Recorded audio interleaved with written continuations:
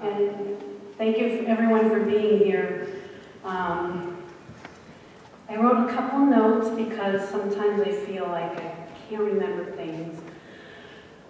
But I wanted to thank everyone for being here. It really warms my heart to see so many people, to see so many people of faith to be here. My name is Cindy Maldonado. I've been HIV positive for 21 years. And I actually celebrated that. It was in July when I first found out.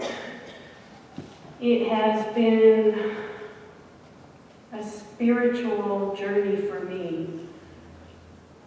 For some people who don't understand it, it's one of the best things that ever happened to me.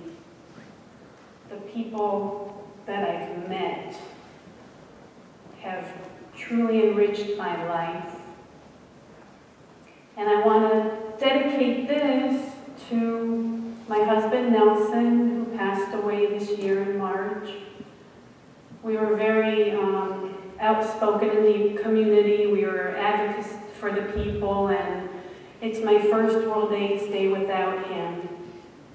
And I also want to dedicate this to my sister Tina and her husband Alan, who are here.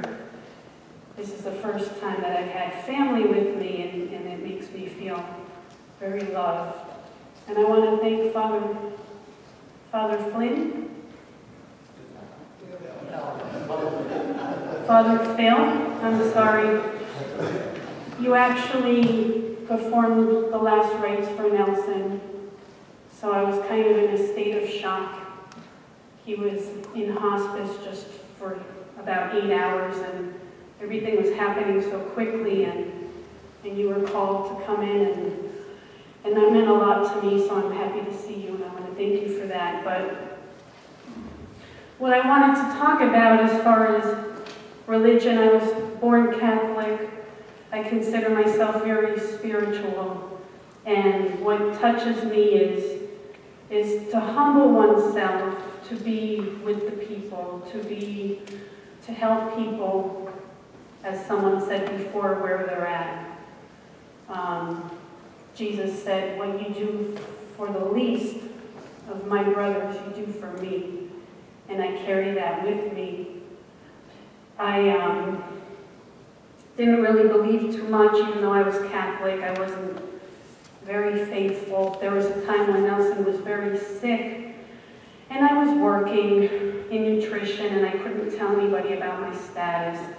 And Nelson was in the hospital, and I was just so hurt and broken, and I felt so alone. And I finally reached out to the dietitian who was my supervisor, and she said, Cindy, I'll say a prayer for you. I'll have my prayer group pray for Nelson. And I thought, well, okay, whatever. He was just, it was a hard time back then. There wasn't a lot of medication, and so many things were happening to him, and the doctors didn't even know what was happening, and it just didn't look good. Well, he had a miraculous turnaround, and I can only attribute that to the prayer group, which I really didn't believe in. I had some recent experiences, and I'm kind of talking about grieving because my husband passed away.